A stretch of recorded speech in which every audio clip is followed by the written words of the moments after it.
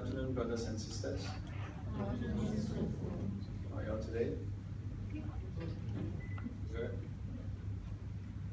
We have come to the end of 2016.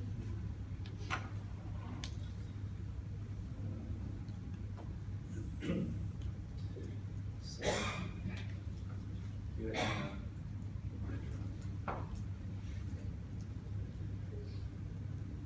how was the sitting just now? Very long.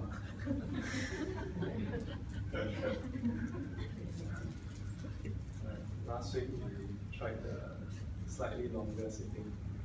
This week we will continue. Because today we start promptly at 2, so we finish the chanting at 2:10, 2:12. Then we finish at 2, no, not 2:10, 10 to 12. And we finish at 2:45. So about 35 minutes. Not too bad.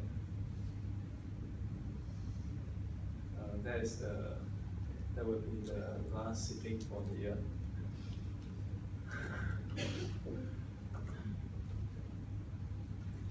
So let me see. Anyone new on my left side? First time on with us on the left side. Anyone? No? Anybody who is new for the first time? No? About my right side? Sorry? The screen. Now don't need the screen. Don't have to worry about the screen. How about the right side? Anybody? Let me see. All accounted for. So, yeah. What is today's date? 23.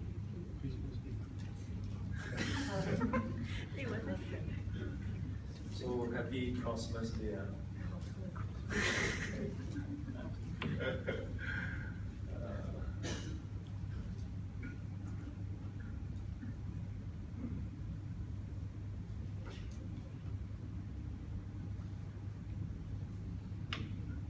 Is it clear?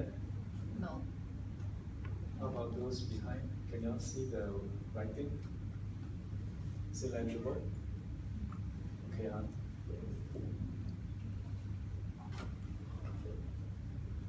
So today is the last session for 2016. I thought maybe share New Year reflection. Yeah, New Year reflection. And then today is Xmas Day. Why Xmas Day? So you know when you this is a cross one. So Xmas Day. Yeah. It's a cross. You know, sometimes when you are driving, right? When you are driving on the road, do you see this?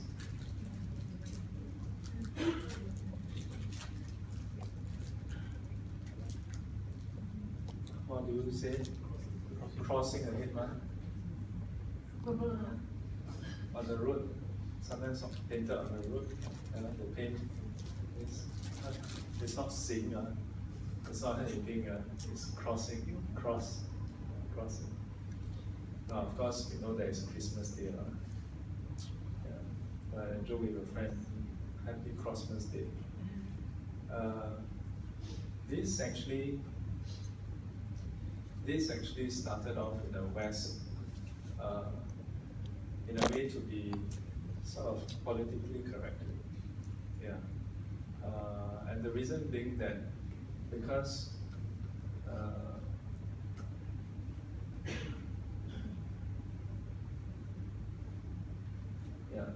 this, as I shared in some of the chat group, this is actually a Christian celebration. Yeah. The Mass for Christ. Yeah. The Mass for Christ. So I think if I don't remember wrongly, so the Xmas or Crossmas came about partly because in some countries,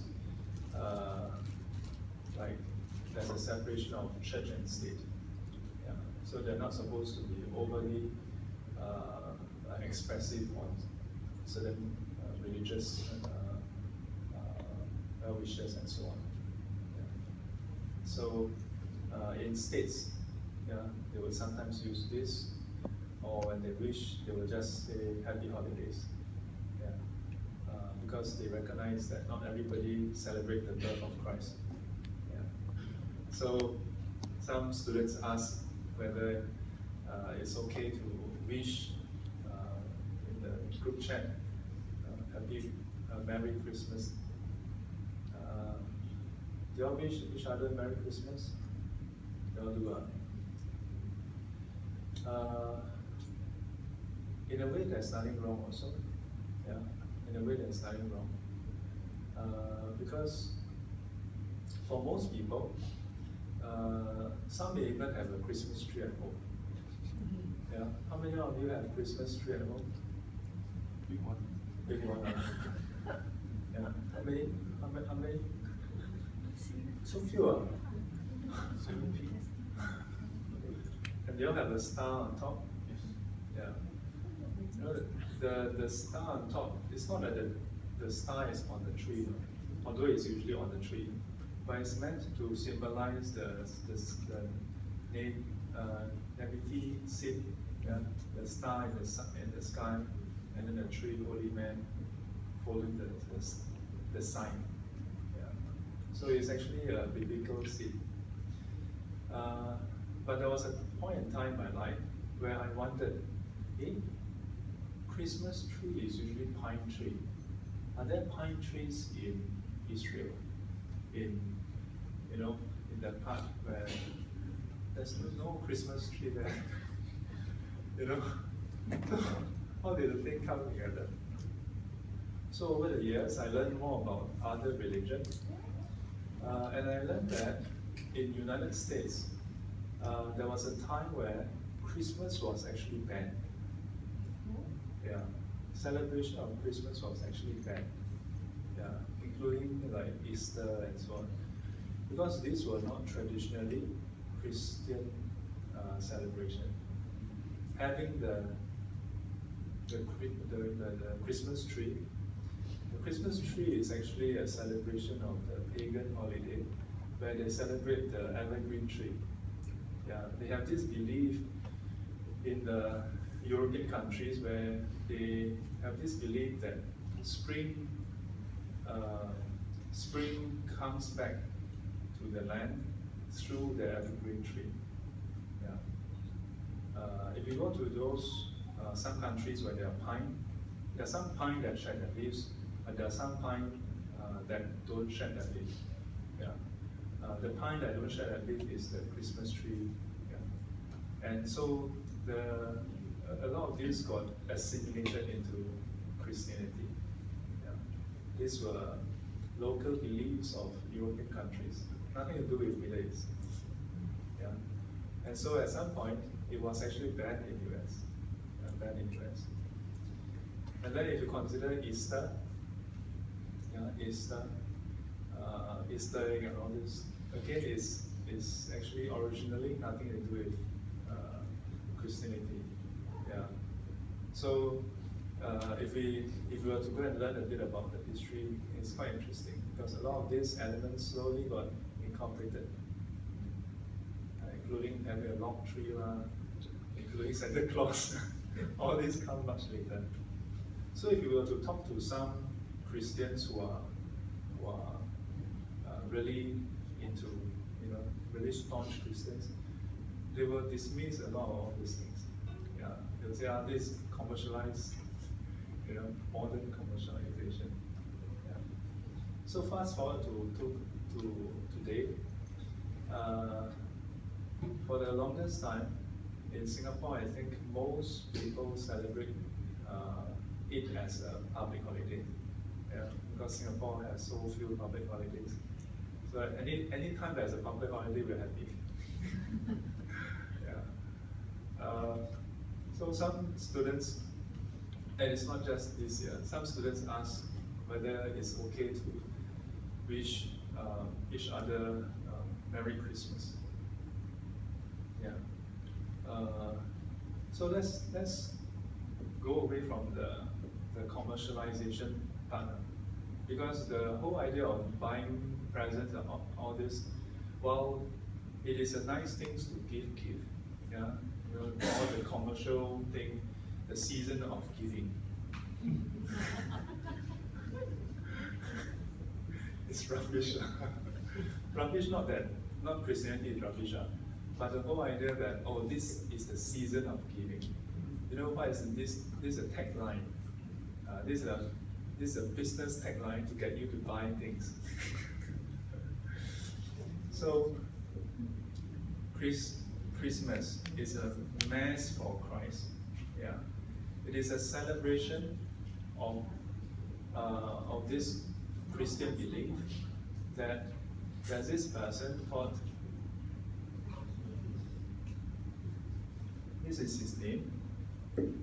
Yeah, you know, they usually write this of Nazareth.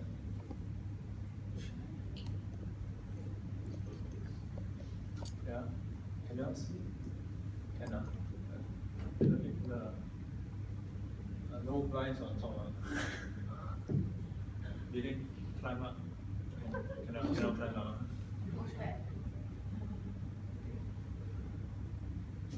Yeah, so how do you pronounce his name?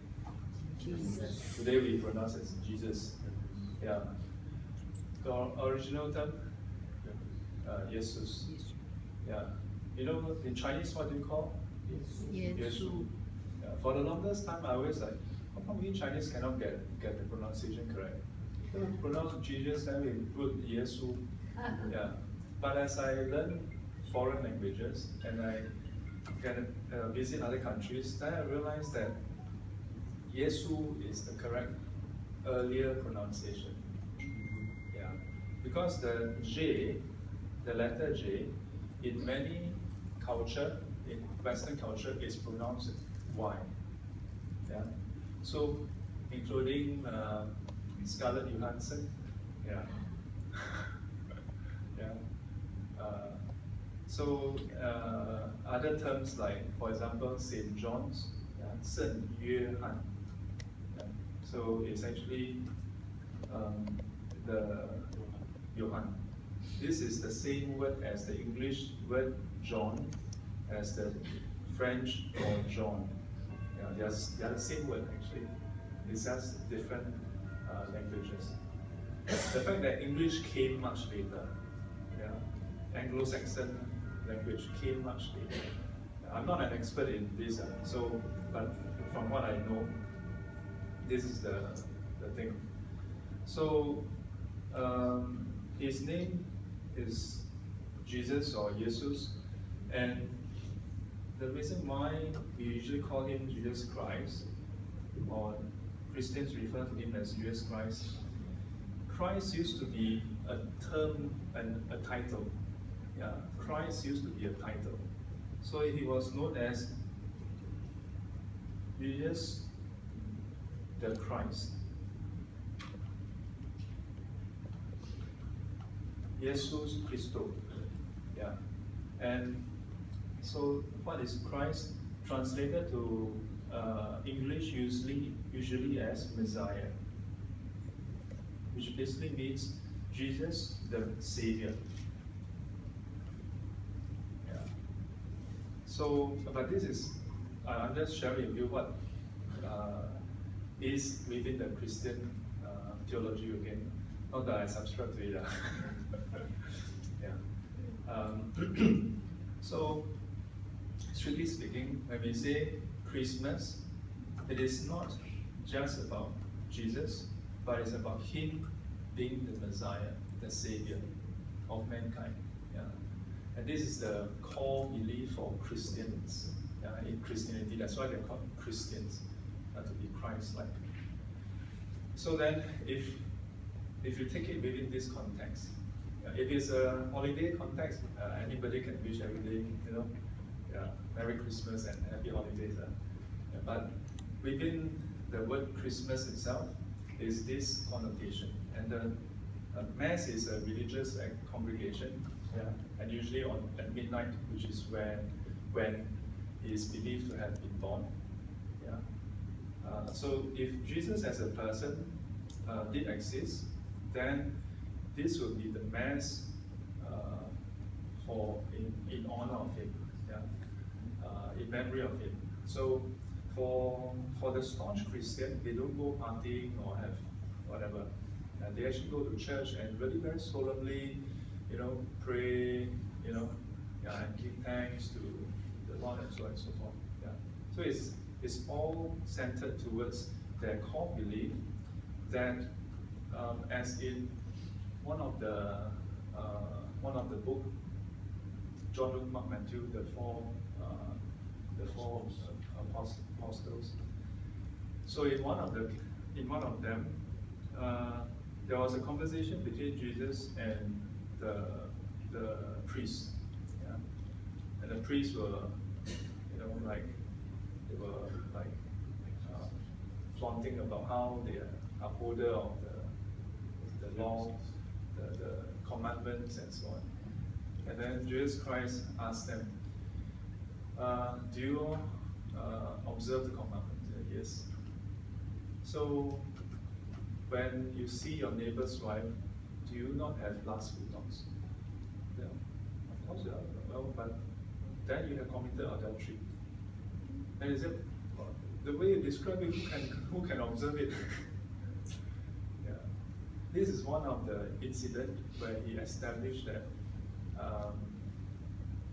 while you cannot observe it this way, through Christ and through the Messiah, you can still have that be back in communion with God.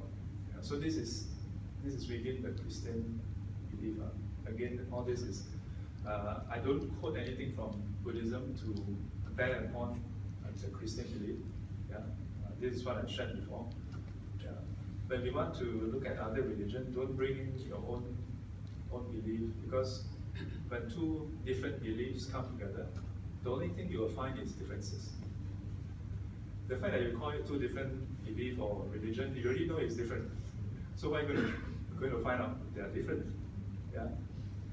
And just because they are different doesn't make one more right than the other. So the question is, so what's wrong with wishing others Merry Christmas? Nothing wrong. But if you celebrate Christmas, then it can be a bit tricky. Because if you celebrate Christmas, of course, some people may say, well, these who are very, very puritanical and picky. People just celebrate Christmas. Some more people give you a present, then you also accept. I always believe the present, the food, and the drinks, they are faultless, they are innocent. But if you were to celebrate Christmas, do you celebrate it as a holiday? If you celebrate it as a holiday, no problem. So I'm explaining. So if you celebrate Christmas as a holiday, no problem. Deepavali holiday, everybody also Deepavali, but if you celebrate Christmas as a religious festive, doesn't mean that you have turkey, then it's religious. Because inside the Bible, there's no mention about turkey also. I mean, you're not vegetarian, you can eat whatever you want. The key thing is, when you celebrate Christmas, in celebration of Christ as Jesus as Messiah, then it includes the Christian belief of such. To consider Christ as the Creator, as the God, as the Savior. Part of the Christian creed, the Catholic creed. So if you do that, then that makes you a Christian basically. So some people ask me, what kind of celebrate Christmas? Well, do you see any Christians celebrating Vesak Day? You know what I mean? Yeah. They may like wish us Vesak, happy Vesak, but they will not wish fellow Christians happy Vesak. Cannot slap. I don't know, maybe Lodovic can slap. Yeah. I would receive letter from the Vatican when it's Vesak Day. Yeah. They would send out globally to other religion when it is their religious festive. Nothing wrong with that. To wish those who have such a belief, who subscribe to these teachings or that teachings, and to wish them well for that festival. Yeah. So for us, is it okay to wish Christians friends? Because how many of you have Christian friends? I grew up with so many Christian friends. I was often mistaken to be a Christian. Partly because I'm more English speaking and more outspoken. Yeah, serious. There was once in university, I was in a hall committee, and I disappeared for like a week plus or two for a Buddhist camp.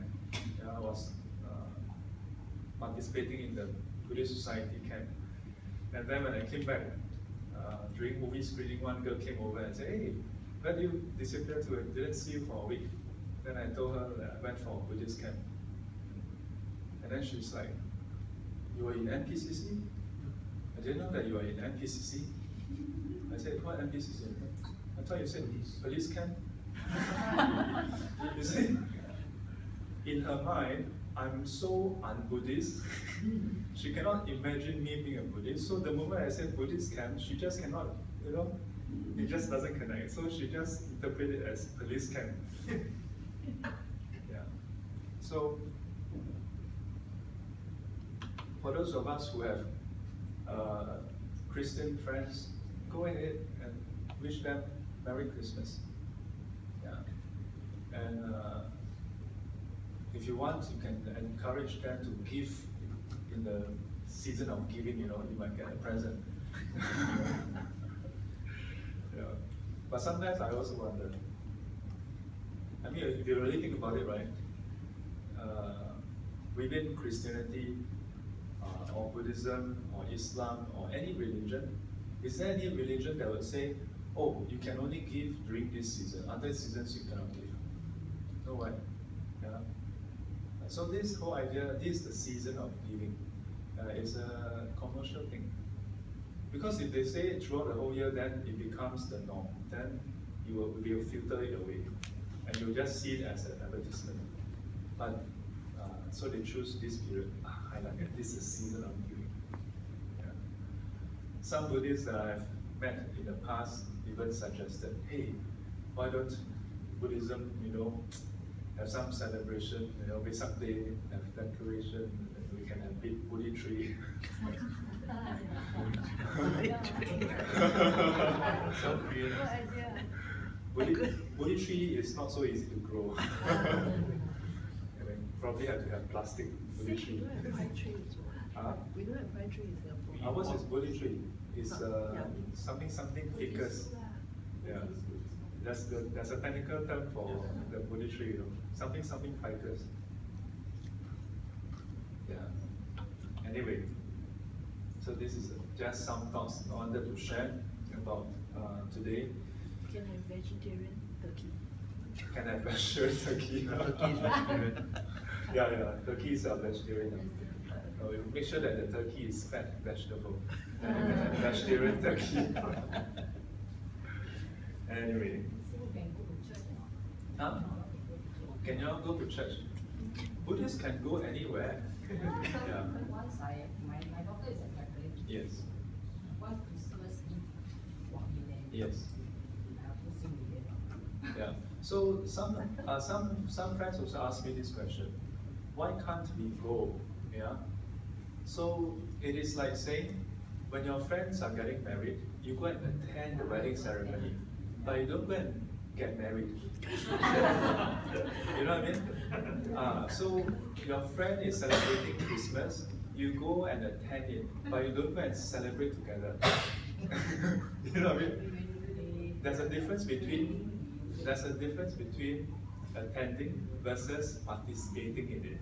Yeah, you attend a wedding ceremony, you don't go and get married together. Yeah, don't. Yeah, you can go to a church wedding, but don't go and participate in and get married together. Yeah. So that's the difference. Yeah, I've been to churches. Yeah, many churches. In fact, because I'm a monk in Singapore, so as part of the inter-religious, interfaith programs, I get to visit more churches, mosques.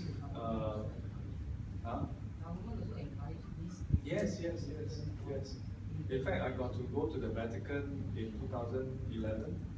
Yeah, all the way to the back, the courtyard, and into the inner part where visitors cannot go. Yeah. In fact, when I was in Vatican back then, I felt very humbled and privileged because when we took the train to RCC, there were so many Catholics lining up the train stations at the San Francisco Plaza. There were so many who were hoping to have a glimpse of the Pope. And I was like, I'm not even a Christian, you know. Why am I getting to, come face to face with him? Yeah. So yeah, for Buddhism, we don't say that Buddhists cannot go to other religious centers or anything. Yeah. We don't even say that you cannot read the text of other religious places, faith. Yeah. But it's one thing to read, another thing to subscribe to it.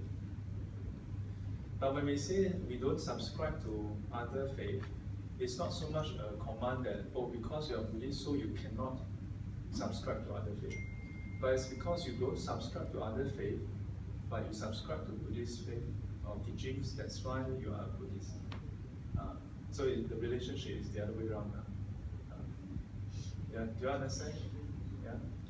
Yes. So I was told that my friend said that if you are Buddhist, you are not Christian, you go into a church, you have to walk side door. Who has to walk side door? Cannot walk. I mean, like you all come to the front door, right? They say, when we are like I'm a Buddhist side, so I cannot walk at the front door. I have to go side door. I was told by myself. I don't know whether Is your friend Christian? she is. Which okay, don't say which church. She is. She said you have to go side because there's Maybe side door and maybe front for door. her church. I don't know. 做他们，他们做他们说。 First thing they can't tell you're Buddhist unless you tattoo. Yeah. You yourself know ah. No, but yeah. But if you are Buddhist, if you are not a Christian, you wouldn't know about.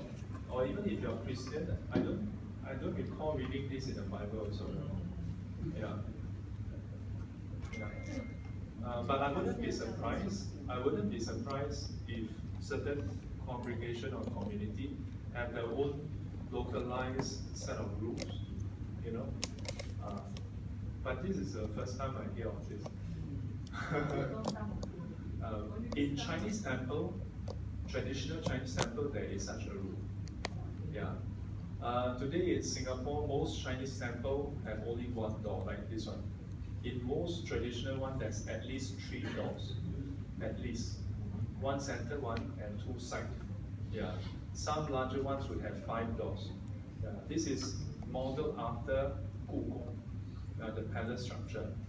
And there's a whole history behind it. And the center door, the traditional temples, center door is typically not open.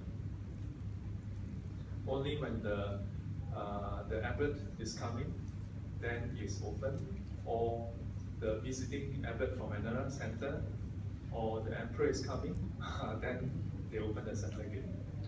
Yeah. But some of this has more to do with Chinese culture than Buddhist tradition. Yeah. Because in the Buddha's time, the description of the hall is totally different from Chinese hall. Yeah. In the Buddha's time, there's usually a center pillar. Yeah. And the Buddha and his monks would usually be invited to use a hall for the very first night. And the description is that the Buddha will be invited to use the hall. He will enter the hall, and then he will sit with his back against the center pillar, and the monks will sit behind and flanking him. Then the lay devotees will sit in front of him. So this is the description inside the sutta. So, any of you going for mass later?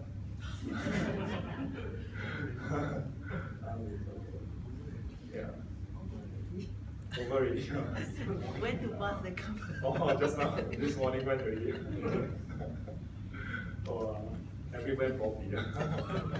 Yeah, this is the other thing. In Singapore, Chinese are super flexible, you know. Yeah. 那师傅也 finish 准哦 ，will rush to Indian temple.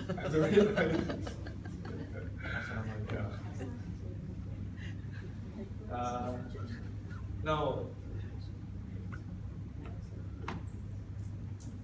the fact that we can actually just discuss this openly in Singapore is because we have religious harmony. You know, it's because we have religious harmony. Yeah. In many countries, you cannot. You talk about this halfway through, or maybe the next day, you get in trouble. Yeah.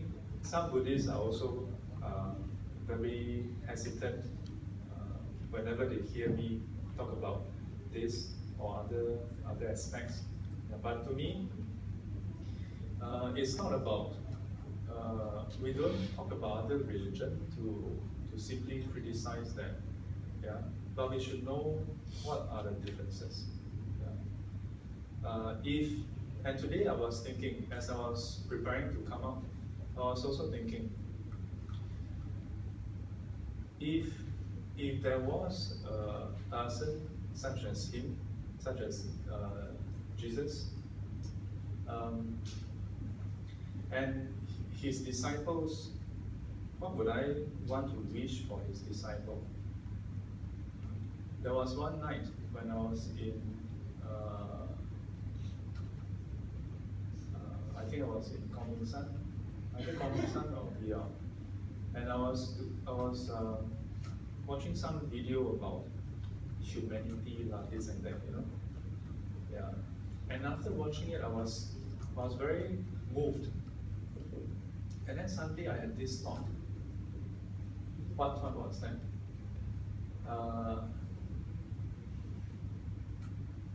I had this thought. You know the verse, Sabbe Satta Sukhita Hotu. May all beings be well and happy. Yeah. That night, I suddenly had this thought that all those priests, imams, the Sikh priests, Catholic priests, regardless of their religion, and including those friends of mine and many individuals that I've never met before, I had this thought that regardless of their belief, at least for that night, I really wish for them to be happy. Yeah. I thought, yeah, who cares what they believe in? I mean, it's fine if you don't believe, if you believe in a God who created the world. I may not subscribe to your belief, but why should I not wish for you to be happy? And that night, I really felt, yeah. And in my mind, I brought to mind all those religious leaders. Usually Lao Lama in the IRO. I'm usually the youngest. And I thought, may they all be well and happy. I say this, and I must highlight something. I don't usually feel this way. I openly tell them in the IRO talk.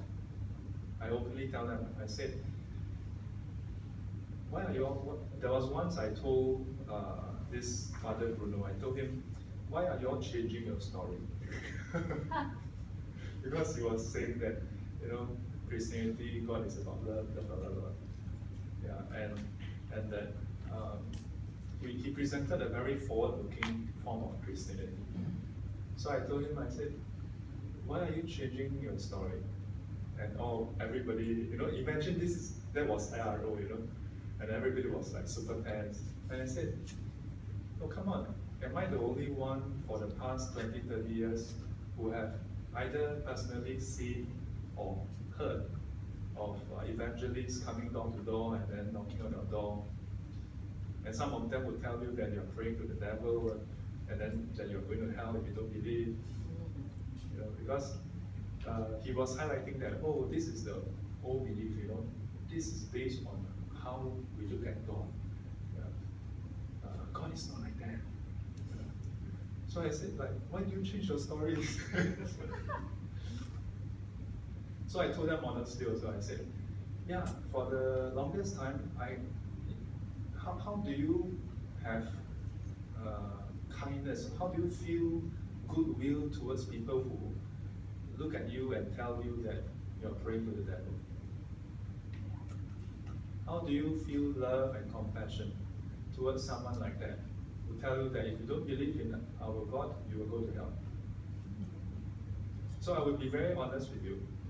Even if I don't feel ill will, I don't easily feel like tenderness towards them.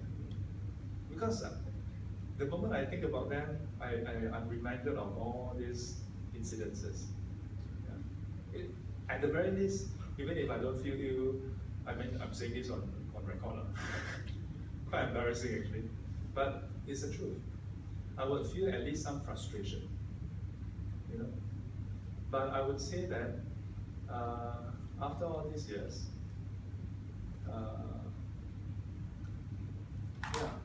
on this day I would say, regardless of everyone's belief,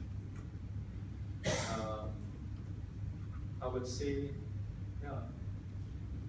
may all live, be well and happy.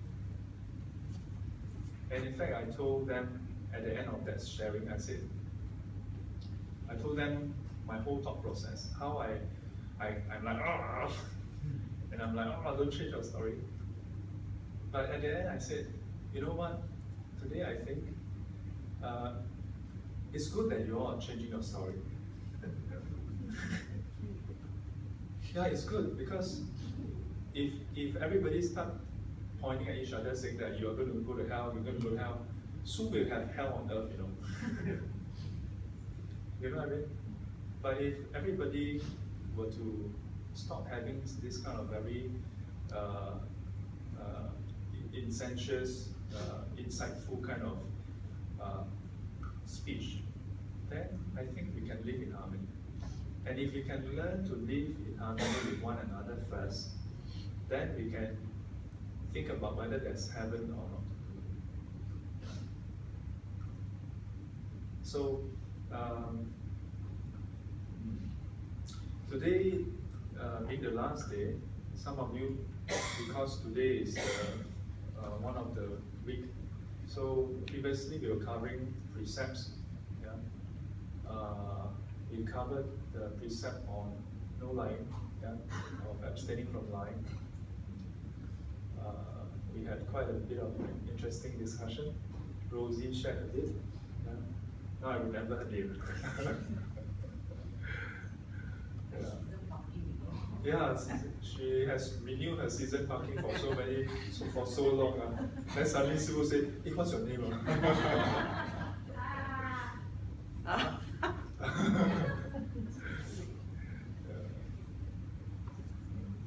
Sometimes the best thing is just to be honest about it, Yeah. So any other thoughts about the precept of no lying? Yes. I think a lot of times we did it like the white lies is like habitual tendency. Okay. Habitual tendency. In Chinese, we call it 习性.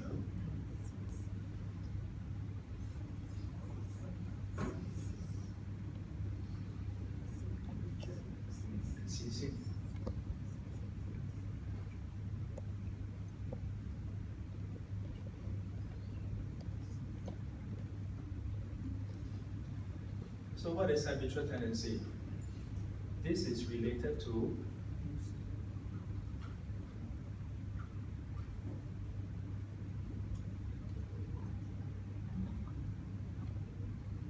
Fanna, defilements.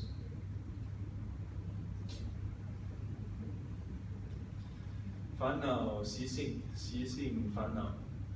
So when we encounter something and then arise defilements, greed, hatred, and delusion, and then we act upon it once.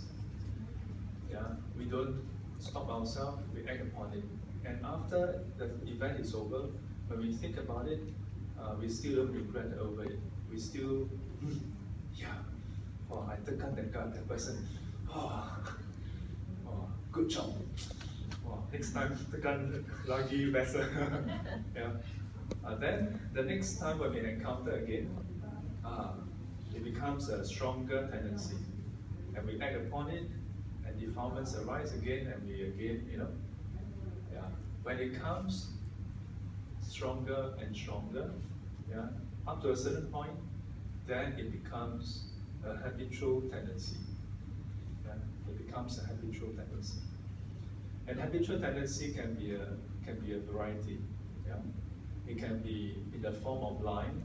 Yeah, and by the time it becomes a habitual tendency, it may well be unconscious. Yeah, you may not even think much about it already. Yeah, it becomes what we call second nature. Yeah, second nature. Yeah. But whether or not it's habitual tendency or the initial arising of defilements, it is still wrong. It is still wrong. So, the important thing is to recognize that, okay, if it's a habit, then we must know that it's a habit, but it is not an excuse, or because it's a habit, so I cannot help it also. What you want? Yeah. Not what I want. What you want. Yeah, it's seldom about what Sifu want. But because it's your life, Chinese have a saying, 自作自受. This actually has the Buddhist element inside. Yeah. You are the recipient of your own action. So you ask yourself, what do you want?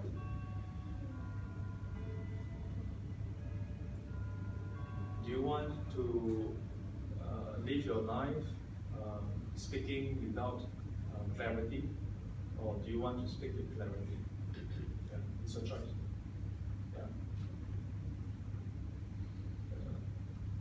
It may appear like there's no choice once it has become a habit. But you must know that there's still choice. Yeah. Because at the very least, even if, after you have spoken, after that you should have choice. If before, during, and after you have no choice at all, that means you are a robot. Yeah. That means you are basically out of control, which is not the case. Which is not the case.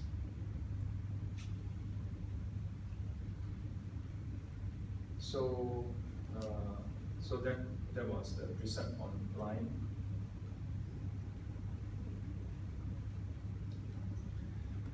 As we proceed in future, we will look at other forms of speech. Because lying, the telling of falsehood, is just part of wrong speech. Yeah. Wrong speech, there are 4 parts to it: lying, harsh speech, divisive speech, and idle chatter. Yeah. So there are 4 altogether. Lying is highlighted by the Buddha as something that would bring pain in the future, yeah, and in the present. Now, if you consider the other 3, those are harmful as well. Those are harmful as well. we'll visit them in future. So Christmas is a good time to look at the 5th precept. The 4th precept garnered 26 votes. The 5th precept garnered 18 votes. The 1st precept got 13 votes. 16. No, I think it's 13. Then 2nd precept got 8. 3rd precept got 0. So, thinking of alcohol and intoxicants. Are you all going to have a Christmas dinner? No. Then, so 5%.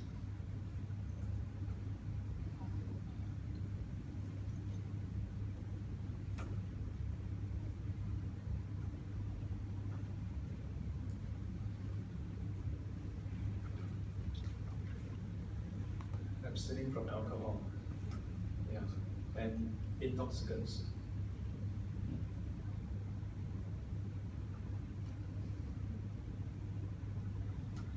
This is actually a very simple precept, but for many people it becomes very complicated. Very simply, abstain from alcohol and intoxicants. Right? It doesn't say anything like, oh, don't get drunk. I never say don't get drunk. It says just don't take anything that will cause you to lose your clarity, yeah, of the mind. Yeah. And that would be getting drunk. The only exception given is if it is for medication. And that's why when you take beer, one kind of beer, depending on individuals, many individuals, you take one can of beer, you wouldn't get drunk. You wouldn't even really be tipsy also. Yeah? Maybe for some, just one whiff. But if you just take 2 small pills, it can knock you out. Now within a few minutes you and then suddenly our head becomes light. Then suddenly this part becomes very loose, and then become like light-headed. Yeah. So if you think about it, under medication, even when you take directly some drugs, yeah, that is designed to cause drowsiness, it's allowed. Why? Because if that is what will get you well, it's permitted. Chocolate is not used as medication, so cannot. Yeah. Recently, I shared a YouTube clip. It asked the question about whether alcohol, when cooked, will it boil off? So that video clip actually it didn't give a definite answer, because it approaches it from a very scientific point of view. It talks about how it depends on how big your pan is, the surface area, the temperature of your wok, and then the type of pan or wok, yeah, and the amount of alcohol. So they took beer and burn it and cook it for, half an hour at a certain controlled temperature. But that is pure beer. Okay. So then they find that after, depending on the pan size, certain sizes, it will not fully boil off. The alcohol will not fully boil off. So I don't know how much of it is boiled off. Yeah. But if you I think if you get chocolate and it says it contains alcohol, that means it contains alcohol. Yeah, if it's boiled off, then they don't have to declare as containing alcohol, because there's additional. Then you just take that. So if they give you ganja, or you don't eat, then what do you do with it?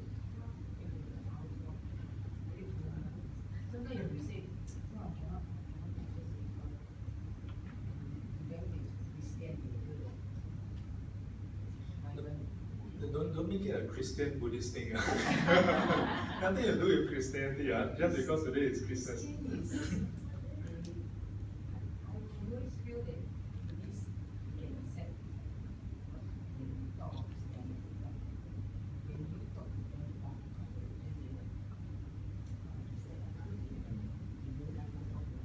Yeah.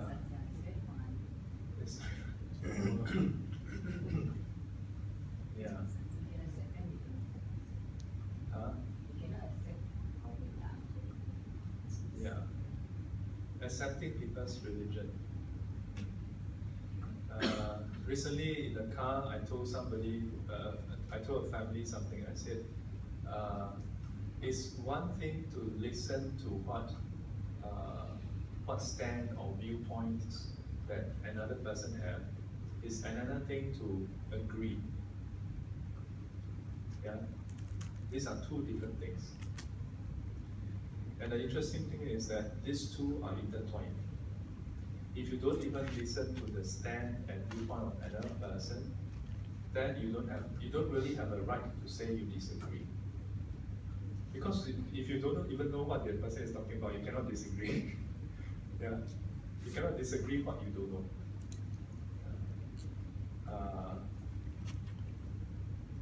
So I've ever sat down with various Christians for hours. When there was once I was at Bishan many years ago, many years ago, when I was a lay person. I was meeting a friend, and then this girl came and approached me and talk. And then, okay, come, sit down. Let's talk.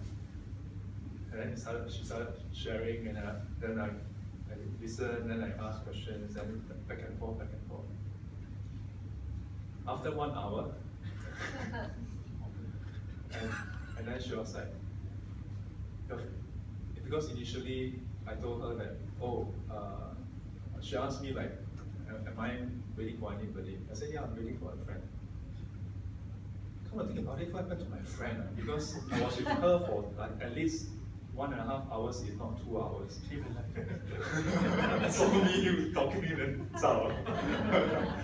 So after 1 hour, the girl who was trying to preach to me started getting uneasy. Like, so where's your friend? I said, no, don't worry about my friend.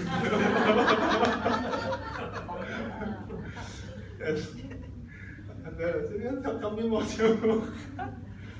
Yeah, because at a certain point she realized she's not getting anywhere with me. Every question she has, I have an answer for her. So I think after at least 1.5 hours, if not 2 hours, and then she asked again, and I said, no, it's okay. And she said, okay, it's okay, I need to go. Yeah. Yeah. They didn't know that I was so chong-hei.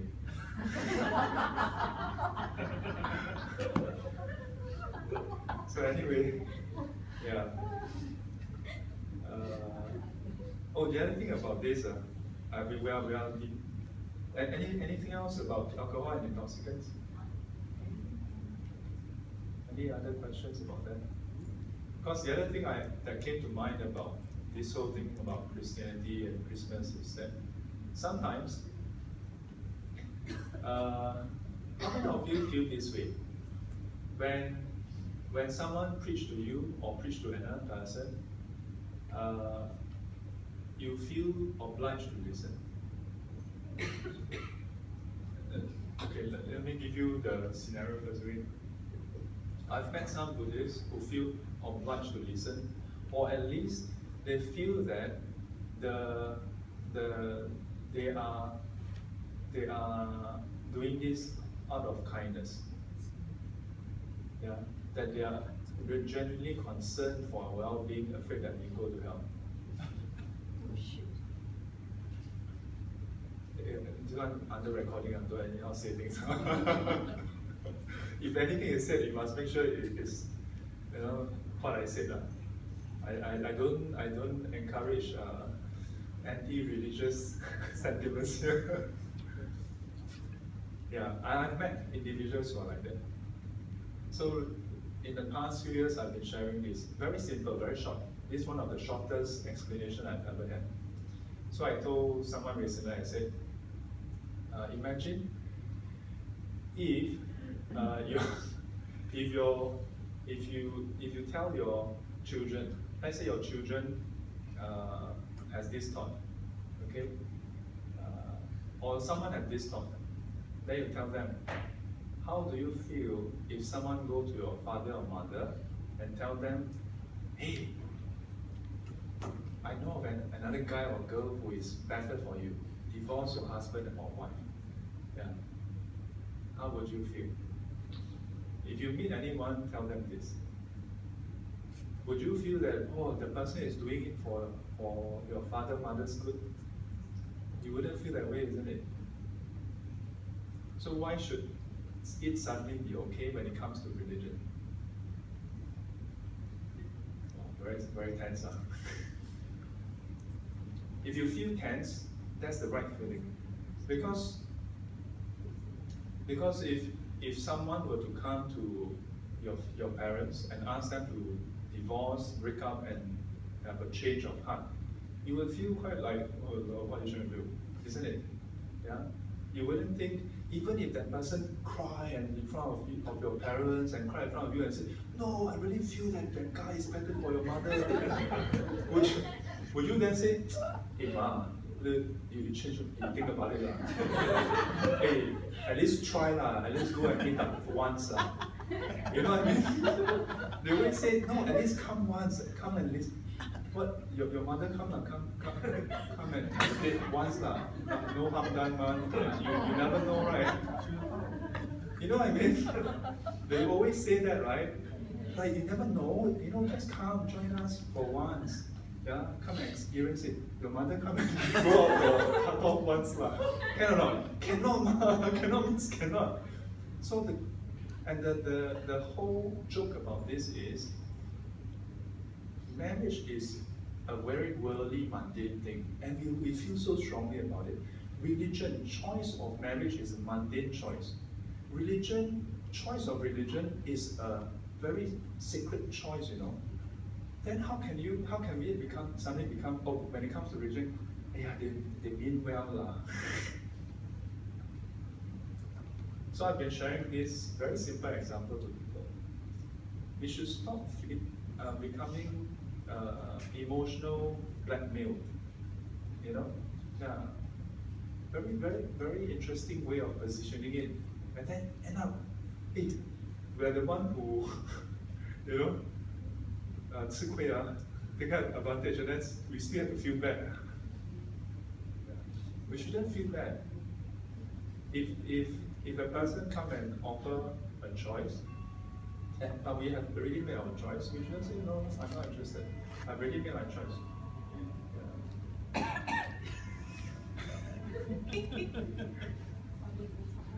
Yeah.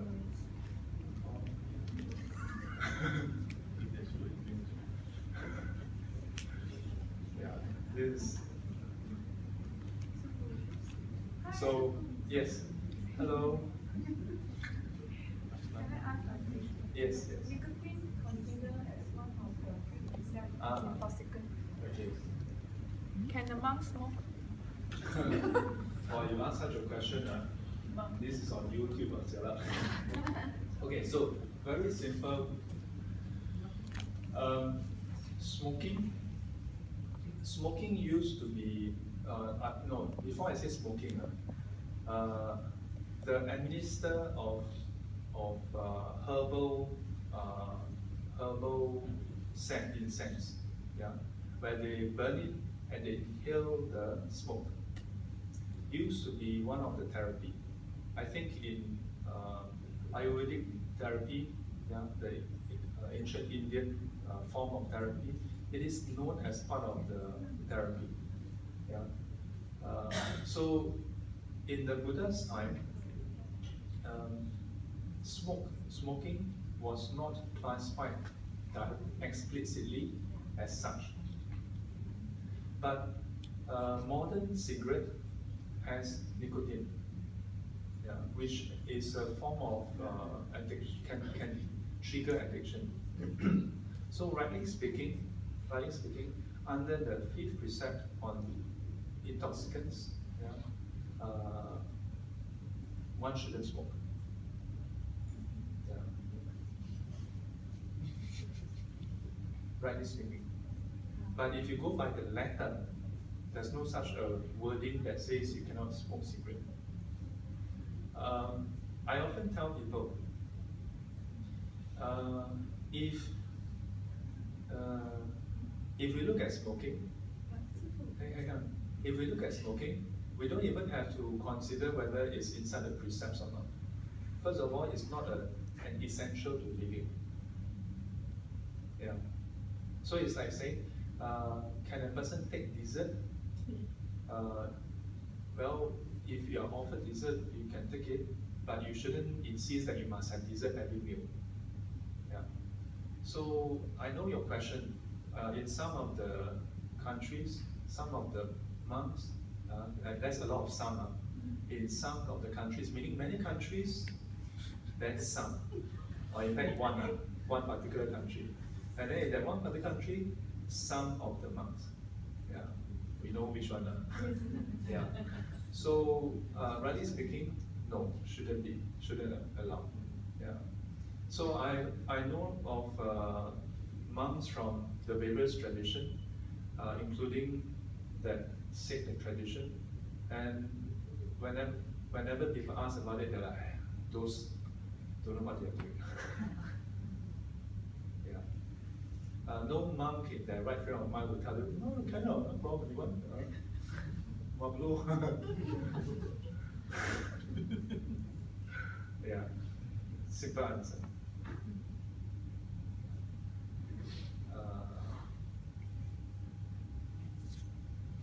But recently there was this physics professor who debunked some of the YouTube videos. There's this series of YouTube videos about this Thai monk who meditated in a boiling oil, yeah, and then basically trying to present that he has feats of miracle, special supernatural power and whatever. So he reproduced the experiment or the whole scenario as an experiment and show how it is possible without psychic power. Yeah. Unfortunately, in some parts of Thailand, the villagers, they are not so educated, so they are easily fooled. I mean, this is a fact. Yeah. So you'll be surprised, huh? There was once when I went to, when I was at Sim walk out, then I think it was with, maybe with you, then went to one of the food center, and there was some with Oyo one, really with the symbol, then wow, take out the knife, here like that. And it's done so right in front of face, it looks very believable. Then after that, really, that's why the term Weikoyu come out. Yeah. So even in Singapore, where you would expect that most people are literate, have studied science in school, Yeah. Unfortunately, today on Facebook, let's ignore those YouTube videos. On Facebook, it is very easy for us to go online, and when you see a posting, to be conned by the modern Goyo. Yeah.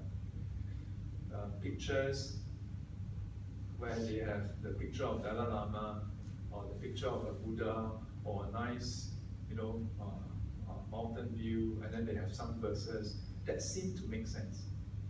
This to me is the modern Goyo that is even more dangerous than the Thai monk in the burning oil. Because the Thai monk in the burning oil will only affect a small group of people who are uneducated. Not that I look down on uneducated people and say I'm something. Yeah. But the mass appeal of those messages online is the modern Goyo, where people easily, you don't think twice. Most, not you in particular, but we typically read and we just accept. Yeah, especially when it's presented in a very nice way. There's a study about how our cognitive critical thinking is affected by the font size, the font type, and so on. It's so crazy, you know.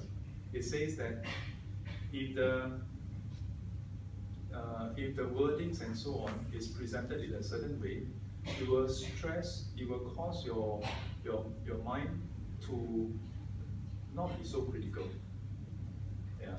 When wordings are harder to read, it tends to stress your critical part, and there's a certain momentum. So you tend to be more critical about the wordings and the meaning behind it. Yeah. So beware of the modern Koyo. Yes. But if these messages are being shared by your friends on Facebook or WhatsApp, you just taking joy you decided to say that it's as sensible as you think. Yeah. So occasionally you see the killjoy. But you have the authority to do it, like people like us would just blame people and we can. It has less. Okay, first of all, I must agree that some people will look at me or look at anyone who is a monk or nun as an authority. And if we say something, a certain percentage would also just blindly accept what I say, which is also part of the problem. Which is why I don't simply just say this is right or wrong, but I will actually state my reasons. If you have read enough of the Nikayas, you probably have a view of what is the general direction and message. So when some of these messages come out, it's just so glaring. It's like, come on, how can the Buddha say such a thing? You know, the worst case is when they say that, you know, something that has been going around recently. A man came to ask the Buddha came to the Buddha and said, I want happiness. And Buddha told him, take out your I and the want, and then you have happiness. It seems to make sense. Take out the I is the ego, want is craving. Take out these two, then you're left with I want happiness. You take out these two, you're left with happiness. Quite an intelligent way of putting it, right? The question is, was there such a conversation? You know what I mean? If the person had written, instead of making it as a direct dialogue, it says, a person comes to Buddhism wishing to have happiness. Yeah? With this thought, I want happiness. Not realizing that it's the I that is stopping him from having happiness, and the craving itself that is stopping him from happiness. Putting it this way is completely okay, because you can find citation based on the teachings. But when this smart person put it as a conversation between a person and the Buddha, that is different. For example, if you all have attended enough of my classes, you may have a rough idea of what I have said or I have not said. Then someone suddenly come out with a picture with my face, and then say, someone asked Venerable Chuan, and then Venerable Chuan said this. Even if it makes a lot of sense, but I didn't say it, what would you all feel? How would Louis feel?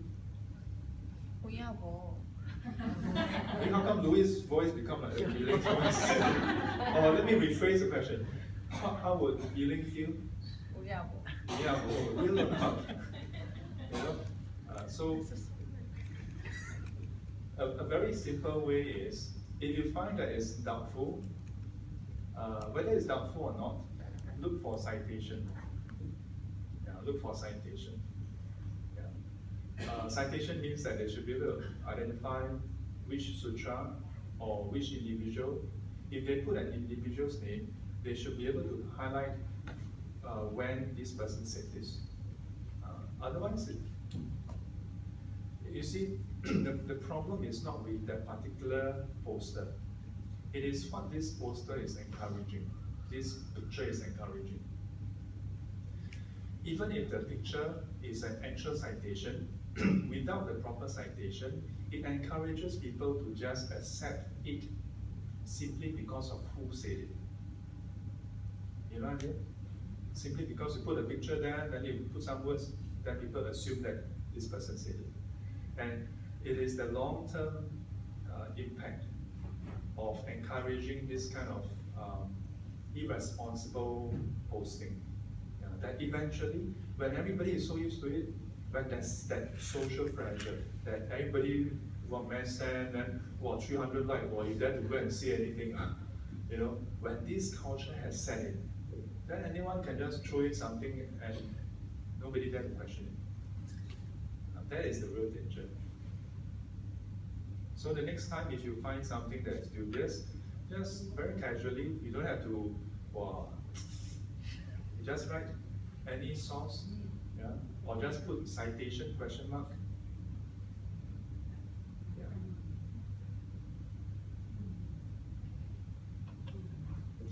So I want to just wrap up the session. I'm sorry, yes. Back to just now the Christian teaching. Yes. So as Buddhists, are we not supposed to share our Buddhism with Christians? Are we not supposed to share Share our about? Buddhism with Christians? Oh.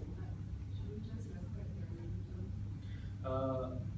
Well, typically we don't have this problem because typically Buddhists won't even share with anybody. Yeah. But in the case, if I mean I'm just joking. I know what you are trying to ask. So in the case where, let's say, a friend or a family member asks you about Buddhism, feel free to share. What we don't do is unsolicited sharing. Unsolicited sharing. Like as an advice, like my niece, right, she's a Christian. Yeah. So sometimes through conversation, somehow, maybe she talk about Christianity and I'll share about Buddhism. And Why did she talk about Christianity? I think it's just casual conversation, or sometimes as advice. So all the aunties, right, they're all Buddhists.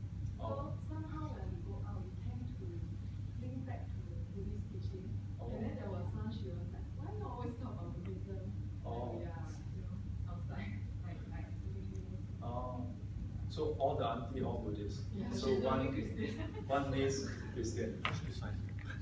You know something. Sometimes when we do that, it backfires. Because all the more when she feels that she is the odd one out, then all the more she feels like she must stick to her faith. So you know what I do sometimes?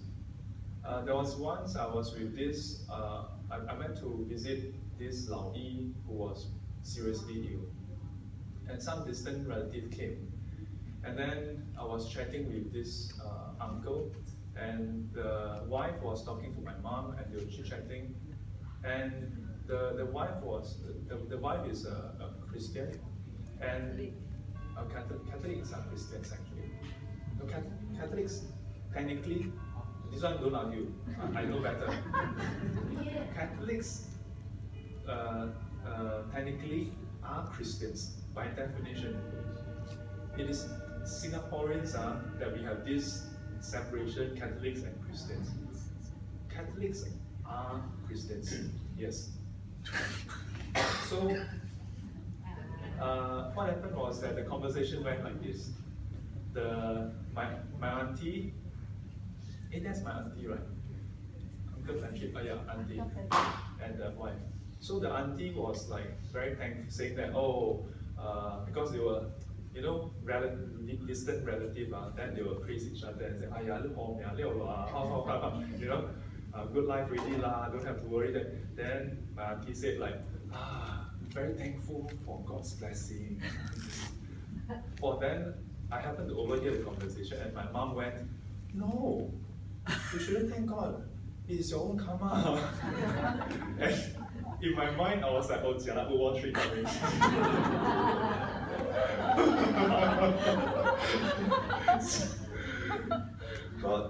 So I quickly shifted, a bit, and then addressed my auntie. And then this is what I did. I shared with her about the Bible. Yeah. We were talking about different religion, right? So I told them about how we tend to be discriminating. We discriminate people based on their gender, their race, their belief. When there is no foreign invaders, Chinese, we discriminate against each other based on our dialect. Correct? You know? There's this joke about how the only time that humanity will unite as one is when there's an alien invasion. So that day I shared with them about Matthew 19. Yeah, I shared with them about Matthew 19. Yeah. It is about the young man who came to Jesus Christ and asked how he can have eternal life. And Christ told him, Jesus told him, observe the commandments. Then he asked, what are they? And in that verse, Jesus only mentioned the first 5. Then the young man said, all this I have observed, what else do I lack? And Jesus told him, sell off your possessions, give the money to the poor, and in some translations, there's one more part, abandon your family and follow me. Yeah. Now, if you ignore the commandments part, you would, if I were to relate this to you, and I don't tell you that Jesus said that, you may have thought that Buddha is the one who is giving the advice, isn't it? Yeah. So I told them, I shared about this, and I said, yeah, so in fact, there may be some areas where there are similarities. Yeah. Before I even reached this part, my auntie's eyes light up already. Wow, 似乎佢喺度阿楞打耶穌。Since then, every time when you're in town, do you recall? It was since that conversation that they have even that stronger, you know. Yeah. So in the Buddhist tradition, there's this teaching called 因以和身得度者，即现和身而为说法。Under Guan菩门品。So the teaching on the universal Dharma law. So depending on what the recipient requires, you give the appropriate teachings for them. Yeah. Now it may be so that at a certain point in time, your needs may be ready for Buddhism. Yeah. But you have to know when. But before that, surprise her. Yeah? Tell her about Matthew 19. You don't know, right? You can go to BibleGateway.com. That's my Christian go-to site, the Bible go-to site. Yeah, that's not by me. That website is an official Christian website. It contains 40 over translations. Yeah, yeah, you can search easily. Yeah, you just type Matthew, then 19.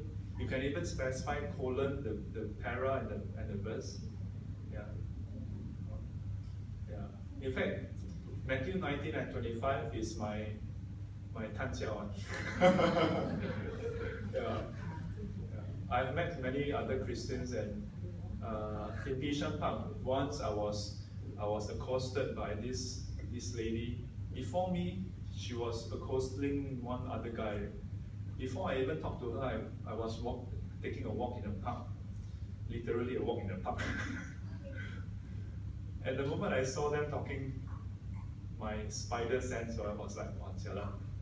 I didn't even hear what they were saying, but something about their body language tell me that one of them must be a Christian. Sure enough, as I walked past, the lady came after me and asked me whether I'm a Buddhist. I'm like, yes. Can't tell. Like, what gave me away? Yeah, this is not the first time I asked. Many times I'm like, what gave me away? Asking question, can't tell. Cosplay, yeah, cosplay, maybe, yeah. Yeah, this time, there was once I was at Garden by the Bay and there were some cosplay people there. Then as I walked past,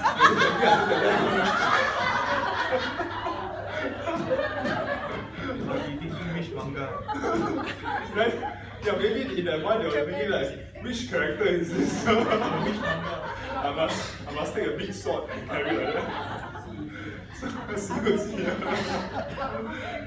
So anyway, yeah, that lady in the Bishan Park, yeah, was trying to comfort me, trying to tell me about the good word. 师傅， Huh? 你自己去，自己一个人去，还是带你去？ Bishan Park，我在逛冰山的时候，这样走一圈，嗰啲咪就比較容易嘛。好容易。 Anyway, so she was speaking to me in Mandarin, and I was trying to she was trying to tell me the good word. Why else would we be telling me about a good word, except to see what to give me a chance to hear the good word, then I can make a choice. So I told her, and she was studying in the theology college. So I said, 那你应该有听过马太福音吧？马太福音 yeah, Matthew. And she was like, yeah. You see that the trouble is, many times, not just Buddhists, many times we reject something not because we know what we're rejecting, but we don't know about it. We usually reject something based on feeling. Because when people come to our house, knock on our door, and then criticize our religion, say that we're going to hell, it doesn't feel good. So we reject it. We reject it. But because we reject without knowing, one day we may accept without knowing also. One day we may accept without knowing. My own mother told me that some of her Buddhist friends who have been chanting for decades, yeah. Not to mention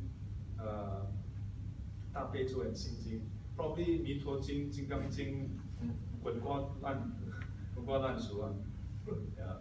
But at a certain point in time, when the kids sort of like position into them, if you don't come to the church with, happen to be church, I'm not against Christianity, but it so happens that these individuals are like that. If you don't go to church with me, then I will send you to the old folks home. Very sad. No, I'm not. That as well. Yeah, that as well. Yeah. Now, I'm not suggesting, hang on, before you all take out your fork and then go, each fork and then go to the church. No, I don't encourage this. Now, important thing to note is that I'm not suggesting that all Christians are like that. And I know for a fact that not all Christians are like that. But this is what I've been sharing with some individuals recently. I said, if you ever have heard of some of the children of yourself or anybody else who have changed their religion, then the right thing to tell them is, remember the day when you tell your parents and your parents accept it. Why? Because when your parents accept your change in religion, they are respecting your choice. In turn, the least you can do for them is respect their choice. I think it's fair, And especially since a lot of young parents would say, "Aya, 师父, nowadays new generation must let them choose themselves." So if we let our children choose themselves, then we should tell them, next time you don't force me against my choice. Yeah. In Buddhism, we don't actively go and proselytize to others. Yeah. But we should at least know our own religion. Yeah. Some of you have also raised concern with me. I'm very pleased to see that over in SGC, many of y'all would bring your family, not just your kids, but you would bring your relatives and friends and even colleagues to come and join us. Yeah. Important thing to note, when we bring our children here, sometimes some of the children may tell their parents like, why you force me? I'm not ready or what? Yeah. Must remember, coming to SGC or any temple for that matter, is basically just having an exposure to what this religion is about. The choice is still yours, don't worry. No one can force you to come here and then bow down and then make you a Buddhist. Because to take refuge, being a Buddhist means taking the Buddha as your teacher and accepting his teaching, not accepting as in just simply or without thinking accepting it, but really to take it as a start and then to start this journey of questioning, of investigation. Investigation cannot be forced. It is an active process. And then taking refuge in the Sangha to recognize that there's this community of enlightened ones, and including the monastic Sangha, who serve as our guide. These three aspects cannot be forced upon. For those who are here through your parents, you must know that it is like what I tell some young Buddhists.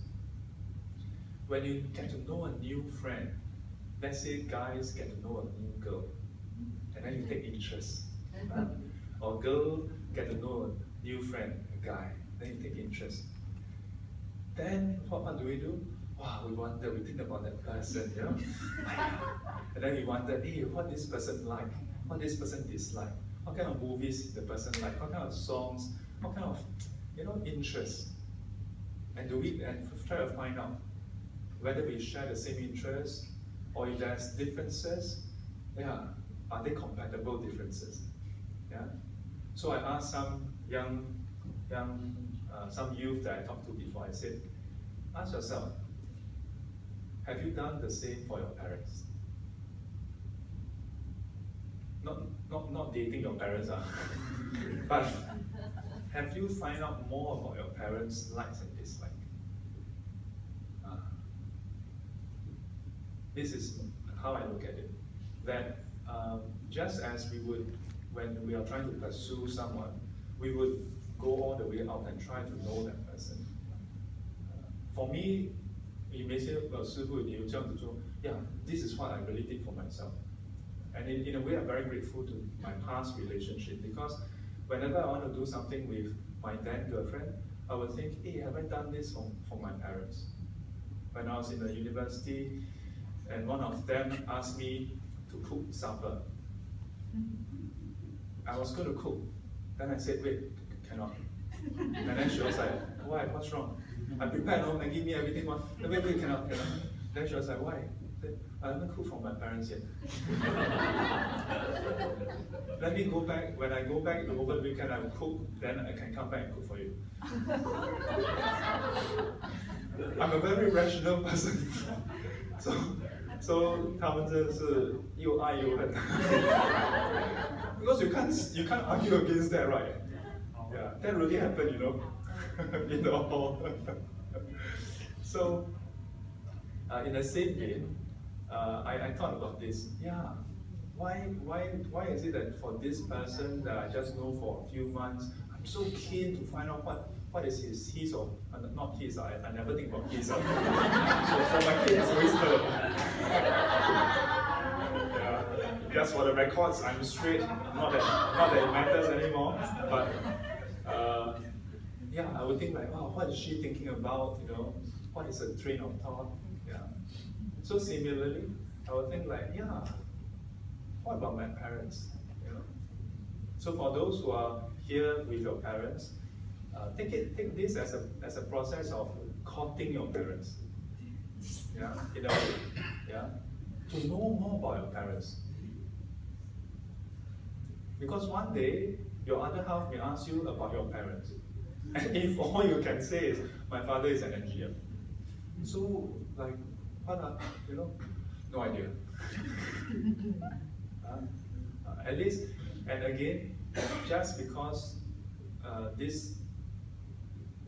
you get to know about your parent, and in turn, his family, the dialect, including the religion that they subscribe to, doesn't mean that you must subscribe to it. Doesn't mean that you must subscribe to it.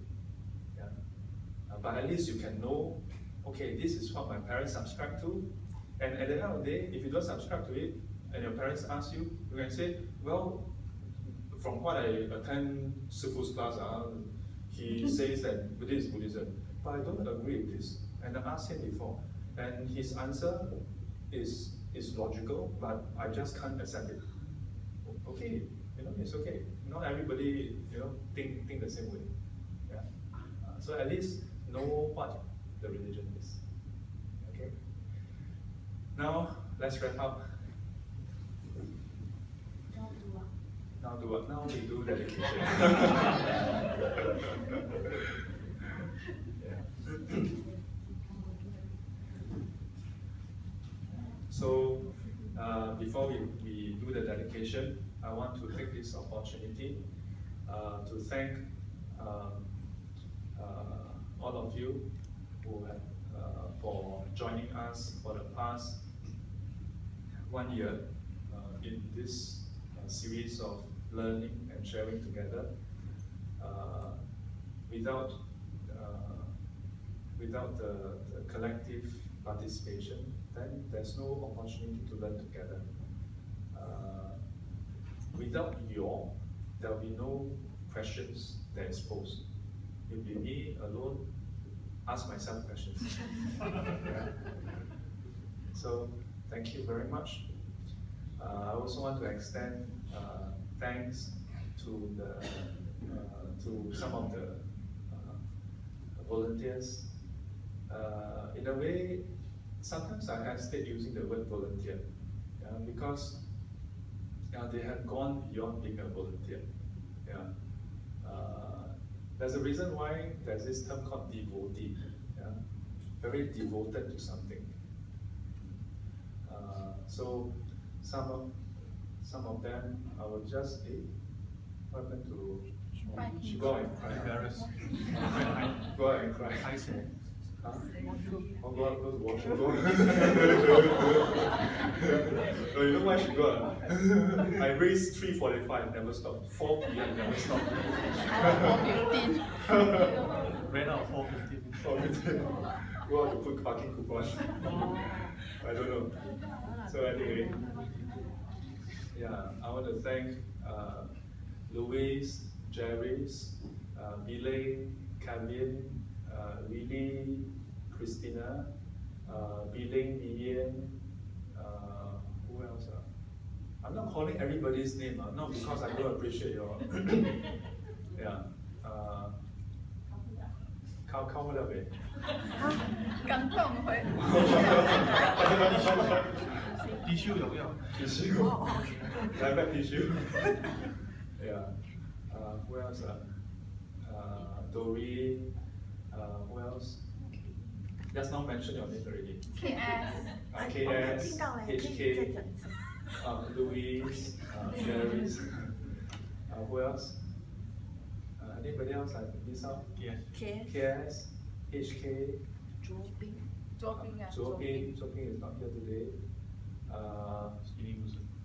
Skinny Wilson, Fat Wilson. Yeah. The names are those who have really went beyond what is expected of them. Yeah. And it's not only in the recent months. Even before that, they would just very openly come forward to help. In the past, in Kuomintang, the whole setup was really the handful of them. Yeah, the setup and so on. Yeah, so thank you for making SGC possible. Yeah, and may 2017 foster a new year of learning and cultivation together. Sadhu, sadhu, sadhu. 愿消三障诸烦恼，愿消三障诸烦恼，愿得智慧真明了，愿得智慧真明了，普愿罪障悉消除，普愿罪障悉消除，世世常行菩萨道。世世常行菩萨道。阿弥陀佛。阿弥陀佛。起立。